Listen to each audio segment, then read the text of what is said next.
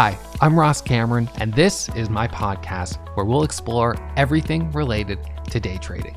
You'll hear me recap trades, analyze strategy, dive into trading psychology, and interview other traders. I'll share with you the biggest ups and the biggest downs of being a trader, and you'll pick up tips and tricks along the way that you won't hear anywhere else. If you love what you hear and you want to keep learning, you can check out more free content over on my YouTube channel or visit warriortrading.com to see my premium members-only chat rooms, scanners, and trading courses. I want to remind you, as always, that trading is risky and my results and experiences as a trader are not typical. There's no guarantee that you'll find success, whether you trade on your own or you learn from me. So please, take it slow and practice in a simulator before you put real money on the line. And remember, these episodes are for educational purposes only and are not financial advice or buy-sell recommendations. So let's go ahead and jump in to this episode. What's up, everyone? All right, so I am here with Marcelo. That's how you pronounce your name, right?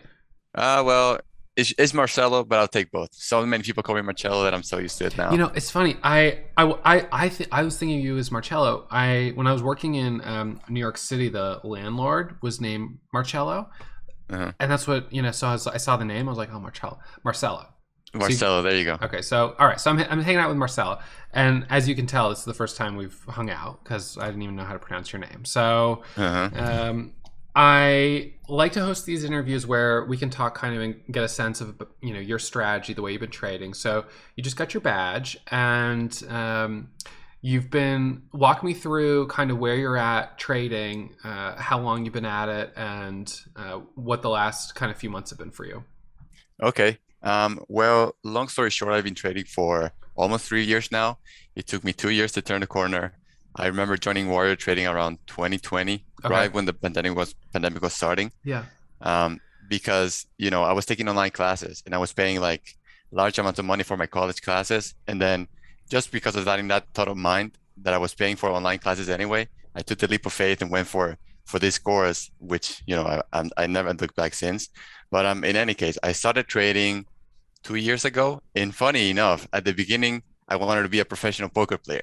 So my YouTube feed was flooded with poker stuff and gambling stuff. Yeah. At the same time, though, I came to university to get a finance degree, and I was learning about diversifying, investing, forecasting, valuations, and kind of like YouTube did its thing. It combined both things and popped up a video saying, "Is day trading gambling?" And I'm like, what is this day trading thing? I was so curious about it. And then ever since, I didn't look back, and I guess you could say the rest is history. That's so funny. Then I started trading. I started getting into trading because of YouTube, because of the algorithm, combining those two things. Yeah. And then at first, I'm only trading large caps. I'm trading like Apple every day, Netflix every day, with Robinhood, with 5 shares or 1 share, stuff like that. Yeah. I don't see any success. And the reason why I don't dive deep into small caps since the beginning is because in school, I was learning that these businesses are bad, that these businesses are going to go to zero. Yep. These businesses, if you look at their balance sheets, income statements, there's nothing good about them. So, I always learned that these are not the type of companies to not even be looking at. Yeah. So right at the beginning, those were off the table. So I tried it with large caps, tried it longing, tried it shorting, tried it with ETFs, TQQQ, SQQQ, all this stuff. I didn't find any success, of course. And then before I was about to quit, I always keep hearing about this guy, Ross, killing it every day. Ross Green today, 5K. Ross Green today, 10K. Yeah, this is great and all, but he's trading small caps. I'm not supposed to be trading small caps. Those are bad companies. And then as I started looking into your videos more, I'm like, man, he really has something. I've been looking at this guy make money for a year plus. This can't be luck. Yeah. Yes, the companies are not maybe great for investing, but he must have something that is working in here. So, I joined the course because I just like the way you wear. I just like that you wearing like flashing Lamborghinis, that you're wearing, living this crazy lifestyle. I just liked how transparent you were. So, and I took the leap of faith, took the course, and I quickly became a break-even trader. Okay. I became a break-even trader after losing for days, weeks, months. I finally became a break-even trader, and that was a big milestone for me. Yeah. I mean, that's the thing. Like, so many people, they'll take that for granted. They'll be like, oh God, I'm break even. I've been doing this for, a year and I'm break even. And, that's part of the progression. That's part of the journey. The fact that Yeah. you're not still losing is a big deal. You're keeping your head above water. So then what was the progression then from losing to break even, and then from break even to starting to kind of make So, profit? so here's the thing. I went break even for like a year, and Okay. then, I was getting discouraged and I was losing hope, even though I kept on hearing that profitable traders were telling me that being break even is a good thing. Yeah. And I'm like, yeah, this is great and all, but I'm still losing money. I'm Yeah. losing money after commissions. I'm Right. losing money after the paid scanners. I'm Yeah. losing money, after all the expenses day trading comes with. Yeah. And that's why I left water trading for like 6 months. Okay. I left it because I'm like, okay, I'm going break even off of my trading, but I'm still losing because of everything else. Let me cut all my expenses so that I can buy myself more time and Cool. continue to go sideways for however long it takes. Yeah. So, I dropped the commission paid brokers. I go to TD Ameritrade. Yeah. I stopped paying for trade ideas. Unfortunately, I had to leave the chat room. I had to stop trading. I had to stop paying for TraderView, start tracking my metrics on Excel. Okay. And then I go sideways for a couple more months. And then I turn the corner in the simulator. And I'm like, okay, I might have something. And here's the funny thing. Why I turned the corner? This may sound kind of crazy, but the turning point was that I stopped scaling out because my entry points were good enough for me to get 3 to 5 cents, but were almost never good enough for me to hold all the way to half day.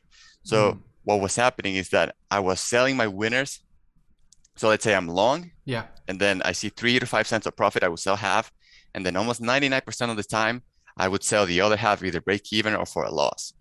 On the other hand, on my losing trades, I was losing the entire amount. Yep. And I'm like, I realized that 70% of my trades, the moment I bought, I was green at least 3 to 5 cents. But because I was scaling out and because the entries weren't great to hold all the way to high of day, Yeah. I was getting stopped out on the rest. So the math didn't make sense. Yep. But I'm like, what if I stop scaling out and just take the 3 cents, the 5 cents, the moment I have it? And commission-free broker, so you don't, because that's the thing with commission brokers, your first cent, like really your first penny is going to commissions. So if you're only getting 3 cents, a third is going to commissions. But for you, you keep the full 3 cents. So those are small winners, though. So what's your profit loss ratio? Is it kind of like 1-to-1? No, right now is almost 2 to 1. Really good. That's really good. But because if you know where you're buying, you sometimes can buy. If you're buying at apex levels, if you're buying like let's say high of day where usually short sellers have their stops at, yeah, you can easily get out that quick pop at instantly 10-15 cents. Totally right. On the other hand, on my losers, I was following a break or bail approach. So my red trades were almost flat trades, or maybe once in a while I was cutting a flush and stuff. But the averages was like my losing trade were very small. Good. Because since now I was just taking my profit 5 cent, 3 cent profits, I couldn't afford to have a stop underneath the VWAP. I couldn't afford to have a stop underneath the pullback. I couldn't afford to have a 10 to 15 cent arbitrary stop. Yep. So I had to become a really, really break or bail trader. Either I'm green or I'm out. So what helps you? What is it that you have to see that's you're just going to be like, I'm done, I'm out? And I'm assuming you just have like a button you press. It's your bailout, flatten the trade. So you're just out. So what do you see on the? Is it the level 2 or the chart? Is it like it hesitates for a second and you're like, nope, I'm done? Level 2, 100%. I don't know how can some people not trade without it. Yeah. There's some people that get it done without it, but man, without the level 2, I'm no one. I mean, I could trade with the level 2 and without the charts. Yeah. The level 2 is everything to me. Obviously, you first. I use the charts to identify a pattern. Yep. Then I try to identify the line in the sand. Usually, the psychology behind that line in the sand is not really because of the textbook pattern, but more because what is the trader on the other side thinking? Where are the short sellers going to stop? Okay, maybe at this level, maybe at the apex on the ABCD, or maybe a higher day. I have that level in my mind. Okay. Now I don't care about the charts. I forget the charts, and I just stare like a hawk at the level 2. Nice. And I'm waiting for the ass to get close to that level. And as I see green coming in, I take it. And if it breaks out, great, I sell for profit. And if it hesitates, breaks out by 1 penny, or it just does some type of price action that I don't like, I get back out. I get back out immediately.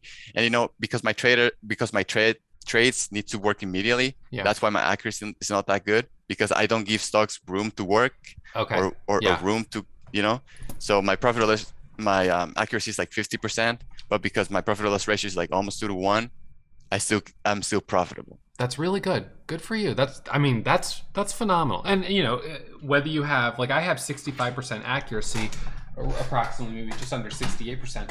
But my profit loss ratio is like actually slightly negative. My losers are a little bit bigger because, you know, sometimes I get caught in these flushes or I hold it too long, whatever. So, you know, it's kind of a statistics. Which would you rather have? I feel like I'd rather have high accuracy, even if the profit loss ratio is lower, because the high accuracy gives me confidence to like keep trading a lot. But on the other hand, if I knew my losses and I was actually able to keep them as tight as like 3 to 5 cents, then maybe I would take a lot of stabs at things and be like, well, my loss is so small, who cares? And that's what you've managed to do. So that makes me think about a couple things. So your workflow, it sounds like it's like basically almost the same as me. I mean, so you're like scalping price action. You're watching the level 2. You're looking at the time and sales, the tape. It turns green. You're looking for that quick long, maybe to anticipate the break through the level, probably getting in like a little bit early. You see it pop, squeeze through that level. Some people stop out. Some people FOMO in, whatever it is. You get that squeeze, profit out. So in terms of order types, you're using TD Ameritrade. Yeah. So are you doing market in, market out? Market in, market out. Yeah, because even though I'm not getting the greatest fills, I can't afford to not be in whenever I want to be in. So I just go market in, market out. What's the share size, kind of max share size for you right now? Share size, you know, given that my trades, my average winners are so small when it comes to cents wise, scalability is kind of hard because, you know, if I'm having slippage of 1 or 2 cents, just like that, my trade, my edge is gone. So I can't really scale that much, at least with this strategy right now. So I would say 2,000, 2,500. Okay. I still get in and out like nothing. So when I start pushing it, maybe 3, 4, 5, I can start getting some slippage that hinders my strategy. Having said that though, that's the strategy that I held on to turn the dang corner, man. The dang corner was so hard to turn. I held on to that strategy, but once I made it to the other side, and once I gained the mindset of a profitable trader, now you just see everything clearly. Now you can implement really everything you know about the markets. Because, you know, even though I was seeing some different type of setup here, reversal, or, you know, a different type of strategy here that I couldn't take advantage of because I hadn't turned the corner and I was only trading this specific setup. Once I made it to the other side, now I'm trading everything. Now I'm trading dips, I'm trading gap and goes, and trading, you know, micro pullbacks, short squeeze, curls, because you have the mindset of a profitable trader now. Now that I made it to the other side, now I'm just flowing, trading everything. That's so now my strategy is a little bit, is changing a little bit, but I like that. You know, on the scalability topic, that's something that I kind of have struggled with too, because my winners in general are fairly small. You know, I've sort of always been this type of trader where, you know, I see something starting to move up. I maybe miss the first move, and then I take that micro pullback. You can't take a micro pullback with you can't scale into a micro pullback with huge size. I mean, you just can't. And so sometimes I'll see traders who had the good entry with smaller size, held it for like a 60-cent move, and ended up making more on smaller size. And I'm like, well, I couldn't have done that because, I mean, maybe in future, but I didn't do that because I didn't see the entry at that time. Now that I see it, you know, I've already missed that setup, so I can either just not trade it at all or go for the quick scalp. And so in this market right now, liquidity has been really tough. Like one of the stocks that we were trading today, QRTEB, the liquidity was so difficult on it that I even with small orders of 1,000 shares, partial fills, I'd fill like 320.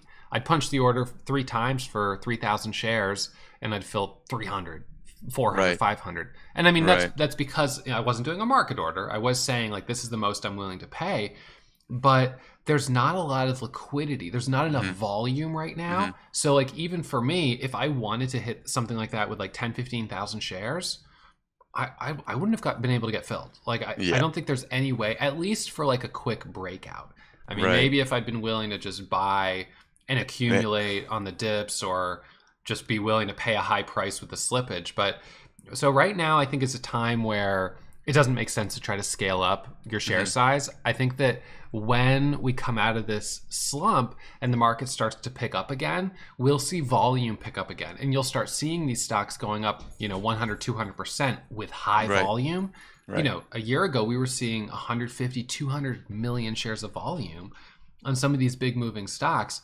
And that you could have easily been punching, instead of 2,500 shares, you know, 5,000, 10,000, 20,000. Not much of an issue. So you have to, so, you know, I wouldn't get too bummed out that you can't scale up a lot right now, because I think Hmm. that that's a limitation of the current market, and I think you'll be able Right. to better when things pick back up. And talking about this topic of Thinkorswim, Yeah, I've seen that you've been trying to go back to Thinkorswim. This is yeah, something I forgot to mention. I'm using Thinkorswim, yes, but I'm using it with DAS. So I yeah, have a DAS platform connected to TD, yep, and I have all the hotkeys you have. I yeah, can by limit, marketable limit, scale out, scale in. yep, So just on the topic that you're trying to use TD maybe for slower markets because why pay commissions if you're probably getting these exact same fills with lower size. yeah. You should try Dash with Thinkorswim. It's been pretty awesome. Um, that's a bit of a tangent there, but Yeah, no, that's good. I mean, I know a bunch of people have said that, and there's a bunch of folks that are in the room that are doing that DAS integration. I, how fast? I mean, I think the thing for me is that I think that that would solve the workflow issue of mhm, using mhm. Thinkorswim, because Thinkorswim is like a sort of more of a point and click, and you Yeah. can use hotkeys, but they're not set up the way I like them, and you can't change them because they're fixed. So I think that would solve some of my issues, but I've been a little hesitant in the past to do some of those integrations because sometimes you can get like a lockup type of thing where all of a sudden you're in a trade, you can't sell and you're stuck, and now you've got to get on the phone. And have you had that happen at all, or has it been for you pretty good? Um, no, really, I haven't had any issues at all. That's good. Having said that, though, whenever you log in, that you have a prompt message that says that you may have some issues still. Oh, okay. So they give you a little bit of a disclaimer before you trade with DAS. Yeah. Okay. But being, I don't care. I just like okay, and I just keep Yeah. trading. Yeah. Uh, so no, Okay. so far so good, but there's still that risk that they tell you that that might Yeah. happen. Yeah. That's interesting. Okay. Well, yeah. Yeah. I think. I mean, on the broker side, I think the approach that you sort of took was scale back costs, and one cost is the broker fees. Using a CMEG broker or a Lightspeed broker, you're paying that fee, and it's substantial, especially if you're only getting a couple of cents per share, right? Oh, we're on Yeah, mute. There you go. yeah. Sorry. I'm getting over my cold too. Um, I was trading on CMEG before, and Okay. Yeah. I realized that just because of my trading, I was break even. I was actually small green, but after the commissions and all that, I was very red, and I blew like a small account just because of commissions. That's why I had to Right. leave CMG and go for Yeah. go for a free commission. Yeah. Yeah. No, I mean, I think that that's probably, it depends. I think for some people, like for me right now, I could do a small account with CMEG, and I think that I would be able to grow a small account a lot faster than TD. There's no question about it because of Right. PDT rule. But Yeah. but I think that that's for someone that's already turned the corner. So I feel like trading in the simulator, you trade in the simulator for a period of time, you're profitable in the sim, then you start trading, let's say in CMEG, and you're like, I'm kind of a break-even trader. Commissions are actually making me a red trader, and that small account of $2,000 just sort of gets deteriorated Yeah. Yeah. down until you're like, oh shoot, it's only $500 left. And during that same period of time, so with TD Ameritrade, you've got a 25,000 plus account. So I Exactly. think CMEG, I guess it's kind of, if you have a small account, um, it's sort of funny because you end up actually paying more as like a punishment for that small account, because you can't use a Lightspeed or a TD Ameritrade because you don't have the 25 grand. Yeah. So you end up paying more because you have the $500,000 account, but then you pay the $3 per trade or $4 per trade commission. So I guess that's how they kind of get you. But Yeah. I mean, you're paying the cost for being able to trade on the PDT. yeah, Another thing, I forgot to mention at the beginning there is that when I went live, yeah, I traded with 1 to 10 shares for 2 months. good for you. That's good And discipline. that's definitely following the process over profits mindset. Yeah, And you will see if I showed you my trader view, you yeah, would see 2 months of green days of 50 cents, $1, cool. $4, 50 cents. And the thing is that, because that the blessing of the market is scalability.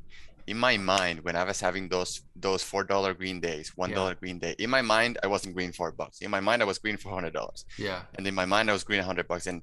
And just like that, I was just getting a taste of on the other side that's awesome. of the mountain. Yeah, Then, after the 3 months of profitability, after the 2 more months with small size, I really just went for it. And what I mean by that is that my order entry, instead of saying 10 shares, from one day to another, it just said 1,000 shares. And I'm like, man, you know what? I just went for it after having 4 months of consistent trading. I'm like, man, Good for you. let's just treat it the exact same way. Let's go for it. Let's not trade the P&L. So I covered it. Wow. And let's just see what happens. And I went for it one day, and I'm green $70 my first day. Second day, green 300. Third day, green 300 again. And I'm like, oh my God, I can't believe That's this awesome. is happening. That's cool. That's a cool way to do it.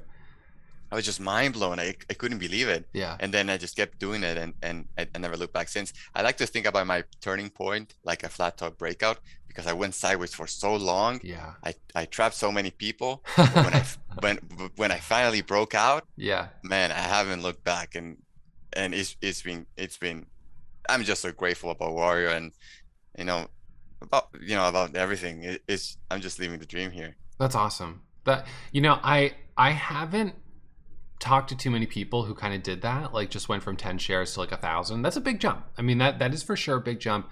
And I feel like some people would do that, and then they would get, they would immediately get in a trade and be down like 70 cents a share. They're down $700, and they're just like, oh, but it worked for you. It's probably not how I would like think it's probably the best way to do it, but man, it worked for you, and that's awesome. Here's the thing, because I was trading with real money on CMEG already. I already had experience trading with 500 and 700 shares.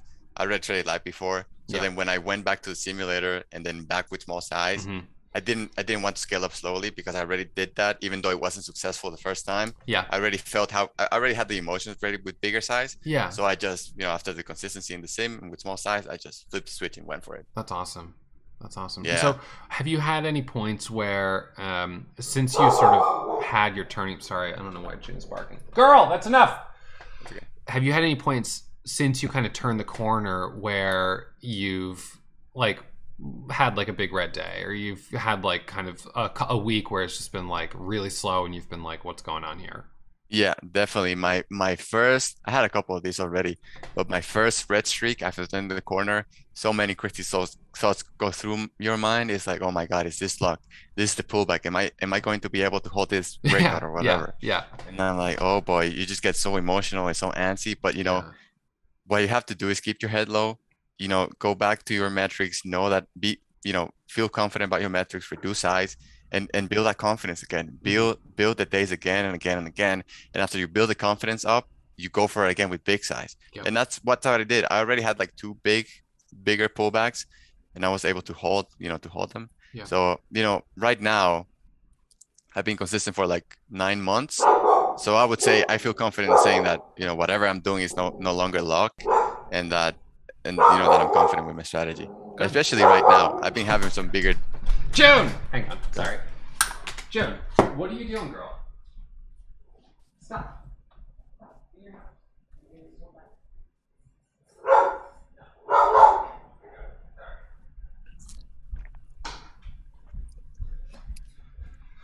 Sorry. No, that's okay. All right. That's okay. Keep going. Especially right now, because at the beginning my strategy was so close to not being profitable with the tiny scalps and the 3% profits here and there. Right now I've kind of like evolved, kind of like how you did on 2021 or 2020 when you start buying dips. Now I do that too. I'm buying dips, and I'm doubling at high day for the normal breakout. And then scaling out. So now I'm having more often like $1,000, $2,000 days, and that's great. Now I feel like I've leveled up once more. After turning the corner. So so that's kind of the thing. Initially it's like, can I just be green like $70, $100 a day? And I think one of the easier ways to do that, not that trading is easy, of course, disclaimer as always, trading is risky, my results are not typical, neither are yours, but at the same time, if you could just do like quick scalp in at $3.95, out at $4.05, 10 cents, 100,000 shares, it's $100. Do that once a day for 2 weeks, and you're like, okay, there we go. That's I'm making some progress. I'm green. By the end of that stretch, then you start saying, okay, I'm going to do 2 trades. You start scaling up a little bit more, and then once you start to pull away, you start to get comfortable, and you're like, okay, now I can start to open up. I've got a little bit of a cushion. I've got some confidence.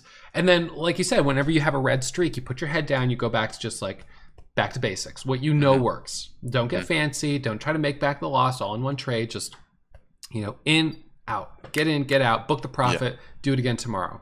That I have so many traders I talk to. There was a trader I was talking to recently who has been on sort of a red streak since, I don't know, it was like the last like month or so.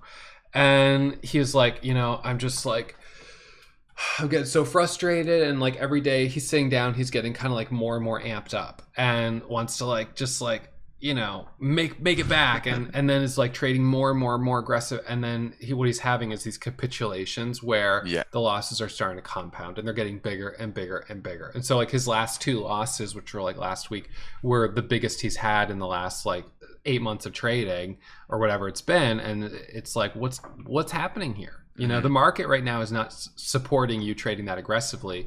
You're trading aggressively because you're getting frustrated, you're trying to make back losses. I was like, it's going to take you at least 2 weeks just to get your head straight right now after having that loss. And the only way to get your head straight is to have the discipline to just take 1 or 2 trades, get in, get out. And I say 1 or 2, really. The easiest is to limit yourself to 1, because it's just like, it's just like I'm only allowed 1 trade a day. You get in, you get out, you're done. If it's red, it's red. If it's green, it's green. But he's been trading long enough that I think he's doing 2 or 3 trades, and he's just trying to keep it like 1 entry, 1 exit, not scaling in, not adding to losers. Like, again, it's just like bring it back to basics. And then I think for him, after a week, and he's been kind of pretty steady now for maybe the last week or so, but after like a week or 2 weeks of that, it's amazing how much different you feel from when you're so emotionally fired up. Like, it's like that energy can overtake you. It can be so powerful that it leads you to make these really emotionally impulsive decisions. You shouldn't, but you're getting desperate, that grasping for straws, all that stuff that so many traders do. I mean, it's like classic, as so many people do it. And so to have the strength when things get tough to be like, okay, I'm going to go back to basics, and to actually stick with that is really solid. And then when you get in the groove, then you can start, being more aggressive, and you can start doing dips and do all these different things. And then you can have these periods where you really pull away. You make some really nice profit in your account. You really excel. And then inevitably you'll have a day where you got a little too aggressive. The market wasn't supporting it. You had a little too much confidence, whatever it is. And then you give back a little bit. Maybe you give back 10% of what you made. Maybe you give back 20%. Hopefully you don't give it all back. But as a beginner trader, you probably do. And that's where you're still in the break even. So the break even can be like, I mean, you could be a break even trader over the course of like basically each week you're just finishing flat. But you can also be a break even trader where you make like 3 awesome weeks, then you give it all back in 1 day. And then another 3 decent weeks, and then you give it all back in 1 day. So like that's like the type of break even trader that I was. Right. Which is actually the worst, because you're like, I'm profitable, I'm doing great. And then you get smacked down, and you're like back to 0. And then you make progress and you're like, I'm doing it. And then back to 0. What was it with you? Was it like day to day, like just kind of flat, or were you having progress and then flat or big loss? Funny enough, it was both ways. At the beginning was I just started making profit. I started being kind of like consistent. I had my first green month, and then after that I gave it all back, and I proceeded to go red afterwards, like red. And that was so hard, because you really feel like you have something, and then to finally make it to the other side, and then being taken that from you is so tough. I mean, on my trading journey, it wasn't all rainbows and butterflies. It was really tough. I've hit rock bottom after rock bottom. I mean, I have videos of myself crying after being red after so many months and losing so much money, especially my parents' money. Because I'm young, so I feel like they've done so much for me, and I was here learning about diversifying, learning about all this stuff, and here I was, saying no to all of that and day trading and burning it all off. But I was stuck, Ross. I was really stuck, because I couldn't lose, because the pain of stopping, the pain of changing my routine, the pain of not continuing to show up was worse than the pain of continuing to show up and fail. So I was like against the wall, and I guess my brain was like, all right, so this crazy guy will not quit, so we better figure this out. And that's when, in any case, so I went. Well, no, that's that to me, as I hear you saying that, that's where the most logical thing is just to actually follow the damn rules, because you can't quit, you can't stop, you're not going to give up. and you Yeah, don't want to keep losing. And so you just need to buckle down and follow the rules.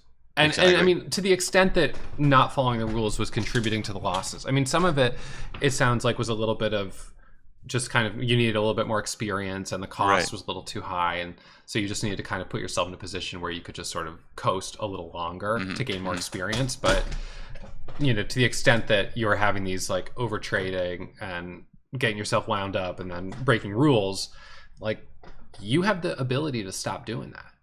Yeah. And that can be the difference between success and failure. So that's where it comes back to like, this is you against the market. This is you. Can you be Hmm. disciplined? And that's where I beat myself up the most, because when I have those big loss days, I'm like, I say this to myself, I'm like, you're a loser. Like you were not able to be disciplined. This was you against the market today and you lost. Because and not even like you lost gracefully and it's acceptable. Like you fell into the trap. You let emotions get the best of you, and now you're down 50 grand or whatever it is. You're going to spend the next 3 weeks making this back. Yeah, that's true, but also I feel like you should give some props to yourself because you could choose today to walk away as a winner, but yet day after day you decide to come back to the war zone and try again and try again and try again. So, Yeah. you Well, know, thank you for that. I remember someone that I traded with, or was familiar with years and years ago, who traded and did really well for a couple years. I don't remember how much money he made, but six figures for sure. Maybe it was 300, $400,000. And he took all that money out of the market and invested it in this this project that he wanted to work on, and mhm, decided to become a teacher. And I was just like, I was like, wow, that's like a teacher in like regular school. I mhm. just was like, wow, how can you go from like, you know, he was like, I was just doing this as I was going through school to like to make money, pay off school, and to invest in my future. Like I wasn't doing this to like for it to be my future. I was like, if you make $300,000, like, And I envy but those people so much because those are the type of people that they're in some way they're richer than us because mm, they are happy when they have enough and yeah, that they're just content with what they make. On the other hand, I feel like mm, I'm kind of like you, very competitive and almost to the point that making money is no longer money. It's just a bit of a score. yeah, How good can I do today? How competitive can I be today? Can I be better than everybody else? yeah, Regardless of the money now, it's just like, right. can I have a good score today and feel proud of myself? Well, And you, it's 100% that, because you get to a point where being up or down $500 in the day makes literally no difference in your lifestyle, in your ability to pay bills. The only difference it makes is in how you perceive yourself, how you mhm, feel that you won the game on that day you played it. exactly. And so, yeah, it is a very, you have to be pretty competitive. You have to be willing to take risk. You have to be a little crazy, because this Yeah. is a very difficult thing. I mean, we know most people that try it, it's like trying to solve your Rubik's cube. They're like, smash the thing against the wall. I can't figure this out. And talking about this is one of the reasons why I can't have you up Mhm. because every time I see you, killing a pre-market or doing Yeah, something like that, I yeah, just like that. I feel like an urge to trade and try to get up with you and stuff. So I really yeah. just need to trade alone. I don't even look at the chat room. Trade alone, me and my scanners and the market, and then Listen, afterwards maybe I can see what happened. But I'm not when any you're different. I'm like the same way. And I'll see it. Jorge was just posting today how he hasn't had a red day since February, and I was like, God damn it! I was Mhm, like, oh my God, I can't even imagine. No, I don't know. Like maybe he's made more than me since February. Maybe I've made more than him. I don't really know. But it's I better not just to know. it's better not. But it's just like I do the same thing. I'll compare myself to other people. And, Yeah. some people will be like, oh, did you see this big trader over on, StockTwits or Twitter? And I'm like, nope, don't want to know. I Hmm. try to limit how much of that I'm willing to take in. And I'm also really mindful about who I'm willing to take it in from. So, like, Yeah. I'll take in that from people that are part of our community that are, in the chat room. I generally think that these are people that are putting their cards on the table and they're saying it like it is. They're not lying to me. Hmm. Hmm. If there's someone that's posting stuff in the chat room that I just think is baloney, I usually will just totally not pay attention to that person or whatever. But out there in the general, bigger community of trading, the YouTube and the social media, there's a lot of people that talk a big game, and I try to just not get into any of that, because it's so easy to start comparing yourself to other people, and then when you're comparing yourself to other people, it's how do I measure up against that person, Hmm. and there's always going to be someone out there who measures up better than you. Even Yeah. Elon Musk, richest person in the world, can find someone that measures up better, and he'll find some different measure of why they're better. Yeah. If you choose to look at it that way. So I feel like it's definitely not a bad idea. I like, I sometimes wish that I had, some people or a couple people that I could have on audio sort of trading with me that are as good as me, because I feel like I would like to be able to sometimes have that cross check of like, wait, am I like crazy and thinking this is good? Are you guys all like, Right. it's not good? So I feel like I don't have that right now.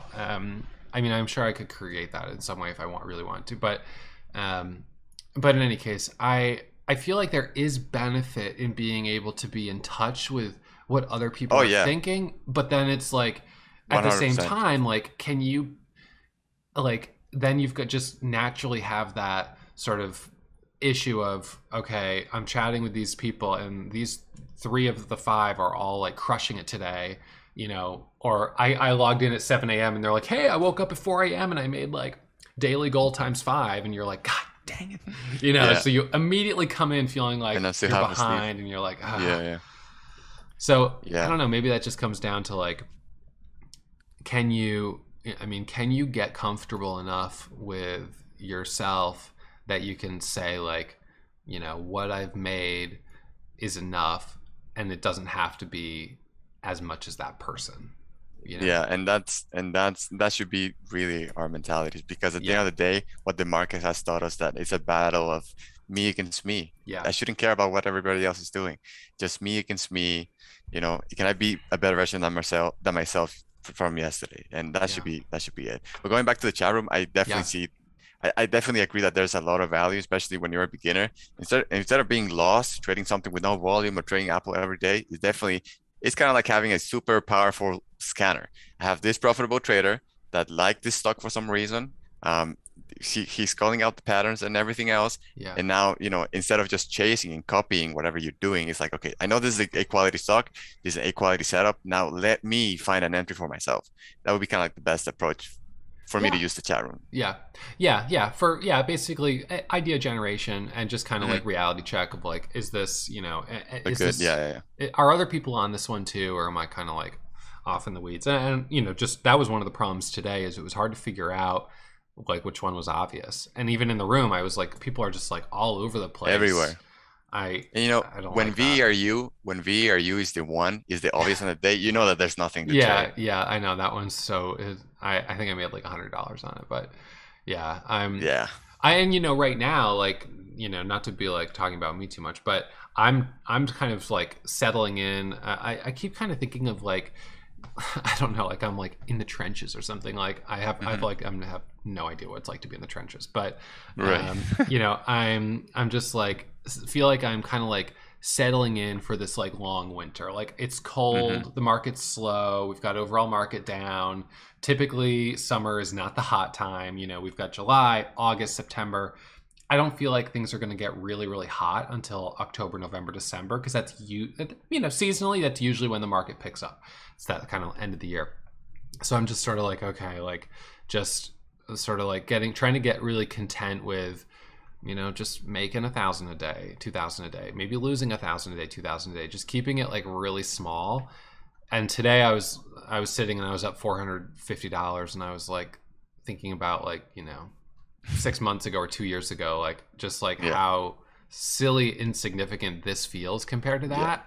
But I was like, you've just got to keep showing up, you've got to keep being here, and this is just like, you've got to get through it. And when you get to the other side of it and things pick up, it's going to be great, the way it always is. This is not the first Right. time we've gone through this. But Exactly. getting comfortable with just sort of like the ebb and the flow of the market, because I think there's definitely some people out there who have kind of gone live in the last 3 months or 4 months who are like, whoa, this is really hard. And it's like, yeah, it's not the best time to be going Hmm. live, Hmm. but you know, For me, that kind of perspective is hard to relate to, because I turned the corner in a slow market, and for me, I'm doing the best I've ever been doing. Because yeah, when it was the hottest market 2 years ago or a year ago, I was in a simulator. So for me, it's right. kind of like hard to compare. For me, I'm doing the best right now. Obviously, for me, the market is not hot, but for me, I'm the best I've ever been doing like 1,000 a day or whatever it is. So Yeah. I'm just also looking forward for that whole market to see, what I can do with instead of having 2 cent breakouts, having 20 cent breakouts. Yeah. So, Yeah, I think definitely looking forward to that. that's what you'll probably see more of is, it's a nice big breakout, a micro pullback, and then continuation. Like we're just like trading within like half dollar, whole dollars. Like it's just moving higher. And Did you you know, trade at PLRX the other day? That kind of like gave me a taste on how price action no, was on no. 2020. Was that a big move? It was a big mover, I Yeah, guess. PLRX went to like Oh.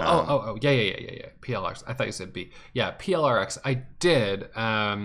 And yeah, I mean, at the open, that was a really big move. The thing on that one was that the liquidity was still kind of light, and so the mhm, problem was partial fills on orders to right. buy. So I'd put the buy button out and press it, but it would just run without me. So I'd only get a partial fill, and then I go put the order to sell, and it's not filling. And hmm it's like, so it felt like there's movement, but there's not enough like liquidity to be able to Right. size into it and then hmm scale out of it. So Yeah, yeah, I yeah. didn't really do that well on it. I mean, I made money, but I was kind of surprised that wasn't able to do better on it. And I was thinking like, 6 months ago, this would be the type I would be wanting to trade with 9, 10, 12,000 shares.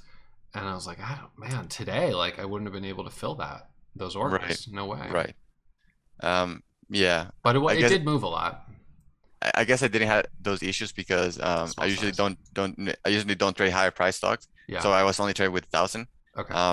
But even then, the idea of getting a quick dip at the 50 half dollar level and then getting instantly bought up, that Yes. kind of price action of not five couple of cents a move, but like 20, 30, 50 cents range, Yeah. you can be so much more profitable in those type of moves. So, Yep. so it was kind of like a taste of a couple years ago, but Yeah. now Yeah. it's gone, and now we're back to nothing. I know. I know. I think when the market starts to heat back up, usually the way it is it's like, slow, slow, slow, hot, slow, slow, slow, hot. And then it's just those hot days start to get more and more clustered together as traders Hmm start to like kind of be like, okay, things are picking up.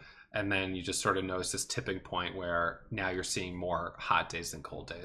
Than the cold days. It's Uh, usually kind of I mean, sometimes it can be one stock that goes totally crazy will then just trigger the next round, but it's that's a little bit different because this is more than just like, you know, looking for a round of momentum. I mean, we're looking for like a market wide kind of shift back to the shift. upside, and I think that's going to take more time. And it will come. I mean, especially with this SPY dip, when SPY finally starts to bottom out and everything starts to settle down and we start to curl, Yeah. I feel like we're gonna get some good momentum finally. Yeah, we will. But this does kind of come back to what you were saying at the very beginning about the financial strength of a lot of small cap companies. Because, Hmm when we were in this really strong bull market, the small cap companies, even those with, terrible balance sheets, not making money, bad financials, they were still trading at really high prices. hmm Now, a lot of those stocks have gotten beat up. And Yeah, so they're going to have to be doing reverse splits and things like that to make sure their stock stays above $1.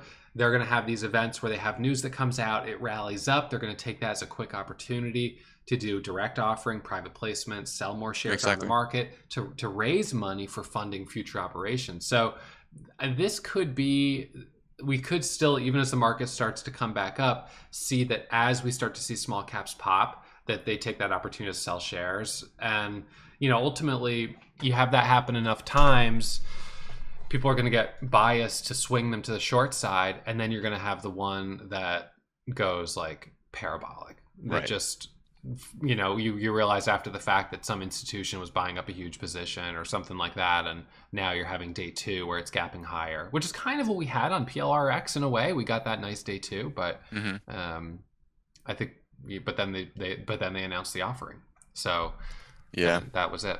That was the problem, but they needed to raise money. So But then yeah, it's this type of market is just kind of like not digging a massive hole. That's a win by itself. If we can just go sideways, survive, make a yeah, little bit of money, agreed. that's great because once the market heats up, we don't have to be digging ourselves out of a hole. We're just gonna continue to add to profit. So That's exactly right. Yeah, that's the biggest thing right now is being conservative and controlling your downside losses, because this would be a really hard market. If you're, I mean, I was down 1,700 today, and I was like, I don't think there's going to be a chance I'm going to be able to get back to flat by the end of the day. And what 1700 is like not a big deal, but just the reality that I really didn't think there'd be good opportunities to make that back. If I'd lost 17,000, I mean, that would take weeks in this market to make back. So you can lose it so fast. That's the reality of trading, is that, one lapse of judgment, momentary lapse of judgment, and all of a sudden you could be, in really bad shape. So, I think so. Earlier this week or yesterday, we had, what was it, KSPN, that had the secondary offering in the middle of the day. Goes from $10 all the way down to $5.50. Then you have the same thing on HSTO, midday offering, private placement. So I think that right now, because there were traders who were like, oh, I just bought it for the break of for a 2-cent breakout from $9.98 to $10.02, and then lost like $4 a share. It's like, it takes so much to get a 2-cent breakout, and then things are flushing like it's nothing. So I think that speaks to having to really be like, don't get complacent, be on your A game, trade aggressively as your strategy sees fit during the time that you usually do well, and then get out. I think it's the people that are kind of like, half watching TV and are like, oh, this is popping up, like boop boop, I take a couple trades on it, and the next thing you know, it's like I'm caught in a flush and a halt, and you've ruined a week of progress. So you have to be really, really I guess defensive right now. This is the time to be defensive in your account and the way you trade. And you're doing a great job, because you're setting a foundation right now of profitability in a bear market. You're the example of what I've said. Like, if you can make money in this market, I think that bodes really well for when things pick up. So that's definitely the goal. I'm excited to see how your profitability looks, when we're in a bull market, and what you're able to get to. I actually was kind of racing before this interview. I wanted to get a 50K so that I could have my 50K average. I'm at 47 right now. Yeah. So in a couple of weeks, I should have my 50K one. Okay. 50K next up, and then 100K, 100K, 250K, 500K. Yeah. I mean, just keep your head down and keep focusing on those base hits. And at the end of the day, what does a 500K badge really mean? What does a 250K badge really mean? I mean, there are some people that are going to hit that really quick, and then they could also lose that money. If the goal here is, this is a marathon, to be doing this for the long haul. So that means, this is a marathon. It's being green consistently, $50,000 a year. If you did that consistently for 10 years, okay, you're only at 500K, but you've got 10 years of experience. That's incredible. Yeah. So I feel like the experience factor is really more important than the total dollar, but the dollars will come. I think they'll follow the experience. Yeah, because you have something that you can rely on rather than just being a number. Yeah. So definitely better. One last thing I want to say for the struggling traders out there that are hearing this interview is that if you are a break-even trader, you probably have something working in your metrics. You have to dig deep. That's what really helping turn the corner. Nice. So break-even trader, that's a huge milestone. Hold on to that one strategy that works. Hold on to that strategy, turn the corner with that, and then after that, you can implement everything you know about the markets. All the strategies, all the setups you learned, you can go for them. But to turn that corner, man, this corner, I bet it exists somewhere, that corner. Yeah. You have to hold on tight for that one thing that makes you green. Yep. No, that's definitely the way. You find that one strategy. It's a micro pullback. It's a $50, whole dollar breakout. It's breaking news early. Whatever it is that is most consistent. And Larissa, I mean, so many people sort of have talked about, like, this is the one strategy that seems to be the best for me right now. Is it producing a ton of money? No, but it's the one I'm the most consistent at. So it's just what I'm focusing on right now. It's how I'm getting through this bear market. And if you can keep getting through with keeping your head above water, I mean, I think that's pretty good. Yeah. And then consistency, accuracy, all of it sort of falls into place. So all right, guys. Well, this has been great. I hope you guys enjoyed. Those of you who have tuned in for this interview, you'll be able to see, of course, both of us in the chat room as always, and we'll see you for an update. Hopefully, when you cross over one of the next big badges. Yes, sir. All right. Yes, sir. Thank you. All right.